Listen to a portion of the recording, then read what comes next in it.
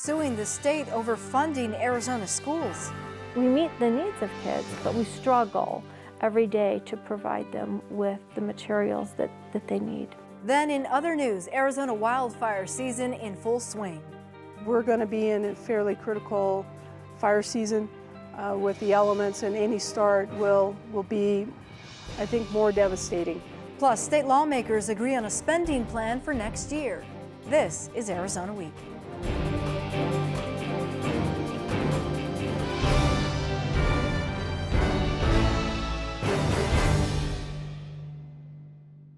Hello, and thanks for joining us. This week, a lawsuit filed demanding the state pump more money into Arizona schools. The plaintiffs, listed as Glendale Elementary School District, Chino Valley, Crane, and Elfrida Elementary School Districts. The Arizona School Boards Association, Arizona Education Association, Arizona School Administrators, Arizona Association of School Business Officials, and then two private individuals. The plaintiffs, all represented by the Arizona Center for Law and Osborne Malden law firm in Phoenix. A $300 million lawsuit claiming the state of Arizona has violated the state constitution by not funding capital investments at the named schools. One of those schools is the Elfrida Elementary School District in Elfrida, which is north of Douglas. The population is about 125 in kindergarten through 8th grade. 86% are at the poverty level. Academically, the school struggles. The latest testing showed a 30% proficiency, and there are 7 teachers. The school, built back in the 1950s. The main buildings, the plumbing, have not been updated since then. A school so small, the front office functions as a staff lounge. The secretary also serves as the nurse. Over the years, grants have paid for things like a new cafeteria, but those improvements are years in the making. Across the street, the school bus barn is one large warehouse. No drinking water, an evaporative cooler, and a bathroom. The school buses each have about 200,000 miles on them, and the 15-passenger van the school uses for road trips is more than 30 years old. Superintendent Judy King says deciding what to fix and when challenges the district's budget. Probably the first thing that would be on my wish list is I really am concerned about the security of our campus. Our campus is older, built in the 1950s, and we have a chain link fence and chain link fence gates. There is really no way to secure the campus by locking the gates, because then parents can't get in because there's no access for parents into the office. So all parents enter, and students and visitors enter through the chain link gate right into the primary section of the school.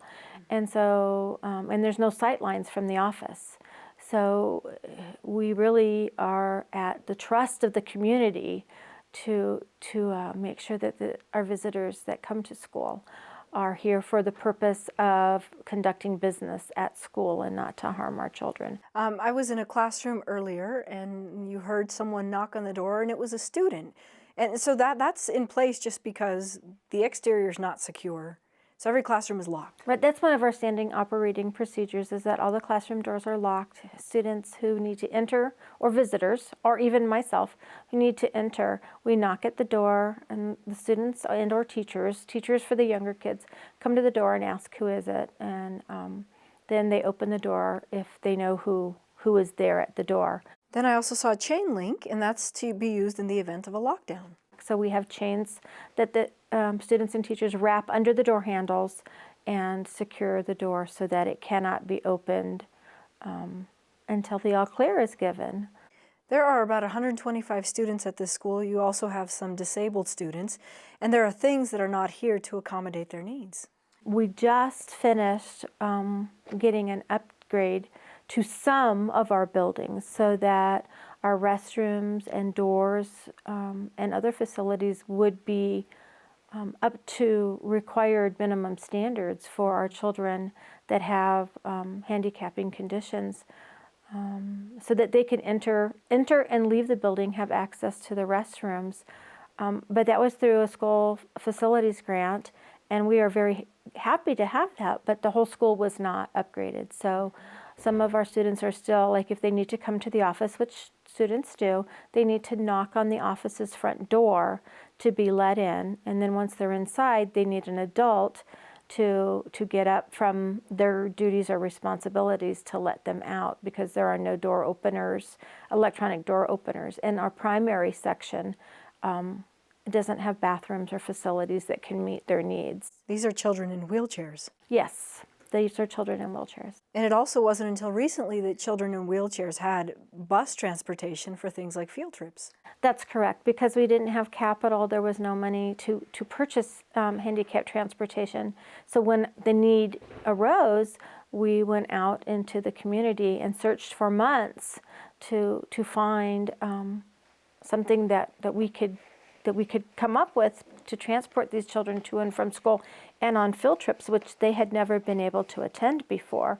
There are also some exterior things, repairs that need to be made. It's visible that one side has a porch, the other does not, the paint, things like that. Those are all capital needs that you haven't been able to fund. And lots of times our emergency issues go to the forefront. There's just only so much money. We want to put as much money as we do have to kids. And so when the pump on the well breaks, that's a huge issue that has to be dealt with. And so we're continually needing to move to the facilities board to ask for grant money to take care of emergency issues, because there's no capital available for us to be able to take care, and there's no capital that we can plan for long-term projects. Can you describe the air conditioning, the heating system, and just, this is an older school, so the bones, they need some repairs. Right. Well, our school was built in the 1950s. It's a cinder block school, and so technology has changed. I mean, originally evaporative cooling was in this building, and so when we updated the system into air conditioning, 15, 20 years ago, everything, all the plumbing and everything had to be put on the outside of the buildings, all the lines and stuff. So we, constantly are working at maintaining those lines and stuff so that we get the best efficiency out of them. But because it is a cinder block building, it gets really cold in here in the winter time. And because of systems that have been put in place, we have control of our facilities are at an outside vendor. So the teachers and the students don't have access to be able to control heating and cooling in their room. It's controlled approximately 200 miles away from us. Our buildings are often turned off on Thursday afternoons, since we're on a 4-day week, and we don't get them turned back on again until maybe 5 o'clock on Monday morning. Has the state failed Elfrida Elementary School District?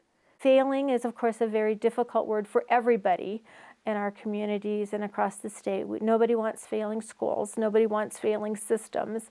But definitely we don't have systems in place that meet the needs of the schools that are out there, especially our school. We're a very specific situation here. We don't have the ability to go to our taxpayers. We are a very impoverished district. We don't have a lot of big businesses. We don't have a lot of large industry. And so there's no tax base. There's no ability to ask for an override. There's no ability to bond.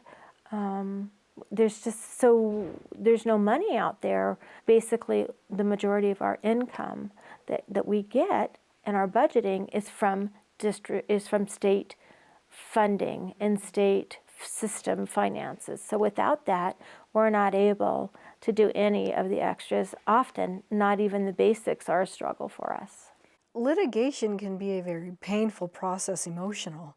Is this district prepared to be part of the fight that is coming down with the state? Yes, we're prepared, because without putting up a fight, how will people know that there are districts out there that have these needs? For years, the plaintiffs say Arizona lawmakers have held back on critical funding for schools, capital needs, money for things like building, maintenance, and other operations. The Arizona School Boards Association Executive Director Timothy Ogle now from Phoenix. The litigation that was announced this week really is a couple of years in the making. And the legal theory behind instituting this lawsuit is that in 1994, in Roosevelt versus Bishop, the state of Arizona was directed by the Supreme Court to resolve the way that we fund school construction and school capital needs for our public school districts. That was in '94, and the challengers, Roosevelt School District and a number of others plaintiffs, were successful. And the state legislature was directed to resolve the problems of an unfair taxing system where property tax was the basis for school capital needs. So you could levy local property taxes to build a new school, in an example, if your district was growing. So that was ruled unconstitutional because it created an unfair advantage to districts that had high property values. So in 1998, the state legislature, after 4 years and a couple of other cases that were adjudicated, the state legislature created a program called Students First, and that was the beginning of the School Facilities Board. The School Facilities Board then was charged with refereeing school capital needs and was funded by the state legislature. For the next 10 years, the state legislature funded the School Facilities Board, and that system worked. In '08, the revenue stream to the School Facilities Board dried up and has not been restored. The Constitution essentially says that all schools should be treated equally, they should be adequately funded, and so this lawsuit claims that the state has failed some of these schools. Yes, and the legal issue is about as clear as that glass of water, because you're exactly right. The Constitution requires a uniform system of public schools for all children, and it requires the state of Arizona to provide facilities for that. And so in ignoring the Supreme Court decision, the state legislature has basically not honored their commitment. Lie is a strong word, but they made the commitment through the political process to fund School Facilities Board and then elected to not do it. And now we have billions of dollars of school buildings that are in need of great repair. And we should be clear that the state will send money to a school district, the school board decides how that money is spent, but really these are different funds we're talking about. These are things like maintenance and operations. Yes. The reason that teachers are a plaintiff in a case that involves the school building is exactly as you described, Lorraine, that school boards have to allocate the funds in the areas of greatest need. And so they have been forced, because of the $4.5 billion of unrestored budget cuts to schools, they've been forced to take money out of M&O, as you described, the maintenance and operation fund, the basic fund that pays for salaries for teachers. They've been forced to take money out of that fund to fix roofs, repair parking lots, fix air conditioners, et cetera. So teachers have been harmed. There are some schools, for example, here in Pima County, Catalina Foothills School District, the tax base can sustain things like bonds and overrides, but the lawsuit, as I understand it, is saying that you can't ask people in Elfrida to have to foot the bill when the state should be doing so. Is that correct? That is correct. And that is a fundamental issue in the litigation, as you just described it. And now you're seeing things like not just the plaintiff groups, but you're seeing districts like TUSD just announcing this week they have hundreds of millions of dollars of facility needs, and they're going to ask TUSD taxpayers to support a bond this fall. And they don't have extra money. They have buildings that will crumble if we don't take care of them. In 1994, the Arizona Supreme Court ruled it's the state's responsibility to fund things like textbooks and maintenance. Governor Doug Ducey has proposed $17 million for school capital needs in next year's budget. The legislature, though, upped it to $64 million. On to other news now. Arizona wildfire season in full swing. This week, firefighters contained the Sawmill Fire. The fire burned for more than a week near the town of Sonoyta. More than 47,000 acres burned, some evacuations, no structures lost. A price tag of nearly $7 million. More than 800 people involved in the firefight. Crews from throughout the state and beyond, some from as far away as the East Coast. Here's Incident Commander B. Day. It was an aggressive initial attack that everyone was trying to get a handle on. And then it was just the winds. The winds have played havoc with this fire from the get-go. And that's what they were dealing with initially, and that's why they couldn't get containment on it within the first burn period, within the first 24 hours. What did it burn? What's the vegetation like out here? It's grass, and actually after several years of growth and the rains, the grass growth is really thick in there. And so it's grass primarily. There's some mesquite, some juniper, but not much, but primarily grass. Did this area, it's been a while since a fire had burned in this area, so did it sort of need it or did it benefit from this one? Well, benefit's kind of a tricky word. Fire is a natural part of the ecosystem, and we do need to have that in place, but there are certain parameters, certain times that we want to induce fire into the environment. We'll wait to see. This fire certainly has had impacts on the local ranching, the ranchers with cattle out there, so that's going to be a concern of theirs to make sure that they've got ample feed throughout the rest of the season for them. On that note, though, you didn't lose any structures or have any fatalities? No, we did not. Everyone, that's what's so impressive about this effort and fire in grass, because it's fast moving, and if you're not careful, if people aren't careful, they can get themselves in a bad situation. And we were very fortunate, but that just has to go with the skill level and of the firefighters on the ground and how they fought this, and they did a great job in doing that. This fire crossed the highway. To average folks like myself, that sounds significant. Is it really in a case like this where there's a fire that's burning so quickly? Yeah, it is, because it is burning quickly, and we take advantage of the roads out there. We don't have time to put in line, and what I mean by that, if there's not a road or if it's just say a field out here, you've got grass that's 2 feet high, obviously the fire's going to go over that without any problems. But if we have a barrier, a road is a barrier, so at least on the fast-moving fires, we can take advantage of those features that are already in place, so that at least we can take a stand on that. And when I say take a stand, is to try and stop the fire.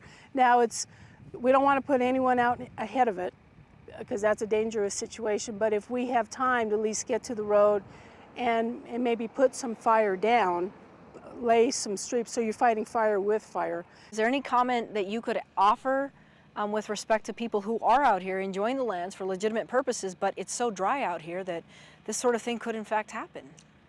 As we go further into the summer, we are fortunate that we still have some green up in the trees or in the mesquites,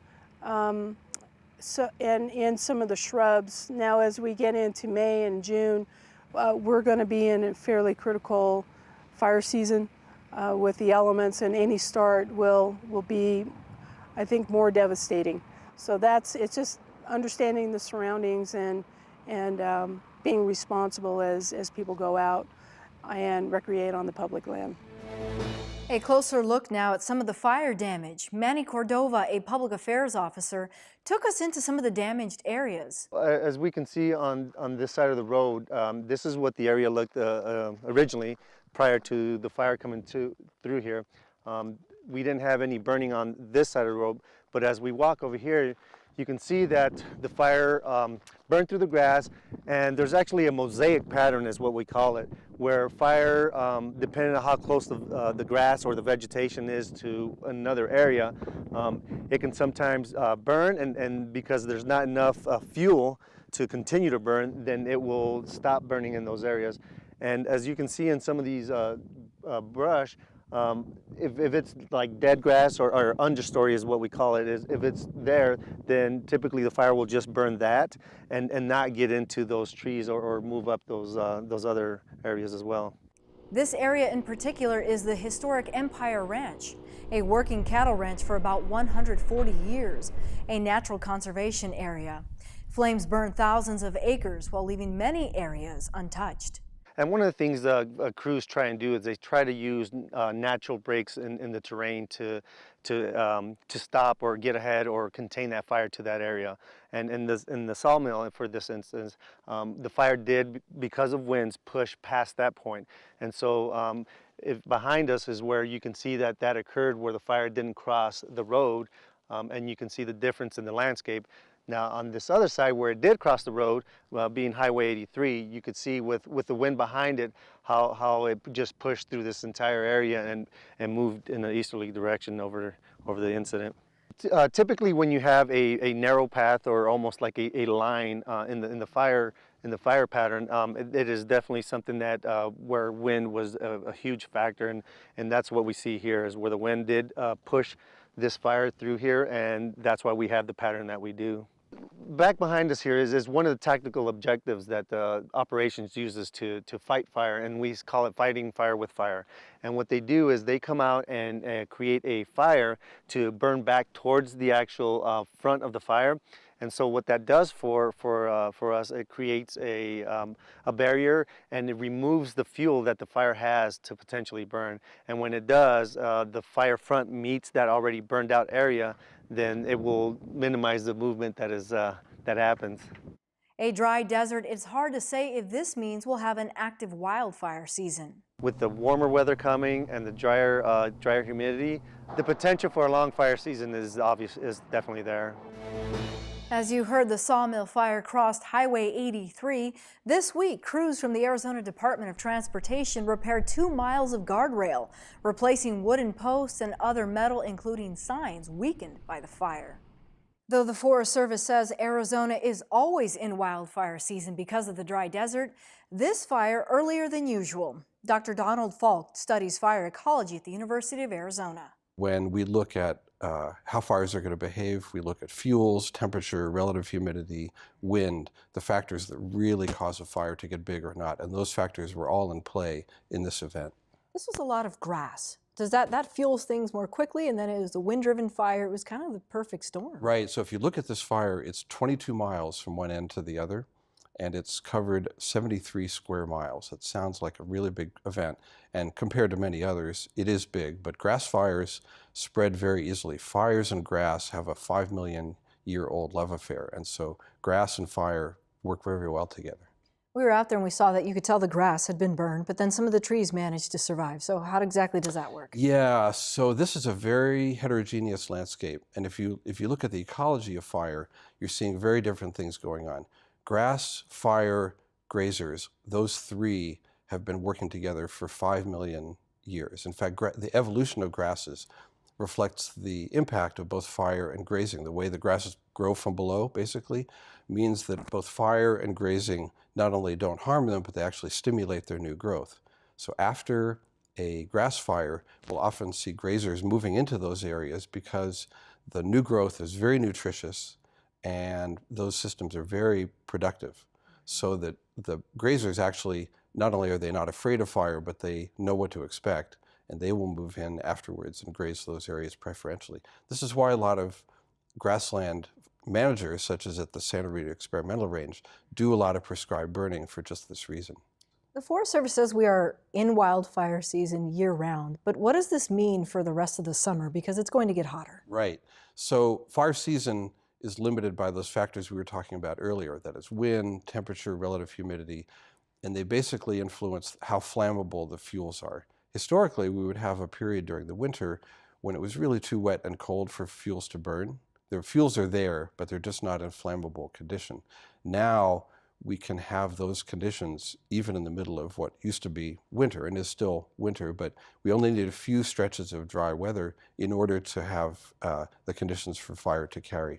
So what that means is now there's a longer period during the year when fires can burn, and that inevitably means they will get bigger really until the monsoon. The monsoon is kind of the end of our active fire season, although there's lots of lightning and lots of potential for fires to start. They tend not to spread at least as much during the monsoon season. You've been on the program before and you've talked about how fire is a very real part of our system. It sort of has to happen. Right. So these landscapes and these species have evolved with fire for the species, in that case, millions of years, and the landscapes, tens of thousands of years. So fire is no stranger to these landscapes, and these landscapes are no stranger to fire.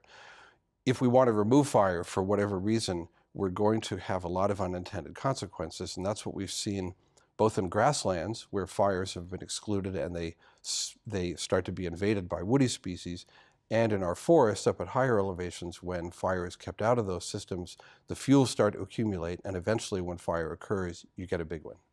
We were out at Empire Ranch area. We saw Yeah. antelope and cattle and birds. It seems like it was back to business. Yeah, so those systems will recover in some areas very quickly in a matter of months. Remember, this fire burned all the way from west of the Santa Ritas, almost all the way to the Whetstones, right? It has a long, skinny footprint, which is very characteristic of a wind-driven event. And of course, the red flag days we were seeing with the high winds and high temperatures and low humidity, that's a recipe for fire spread downwind. But the grassland areas are likely to recover very quickly, and they're going to benefit from the event. Some of the woody species get killed back, but again, that's not necessarily an unnatural thing for there to be some mortality of woody plants in these low elevation areas. What is Arizona's role then for the western United States this wildfire season? I mean, where do you see us fitting in? Well, the one thing we don't do enough of statistically is prescribed burning.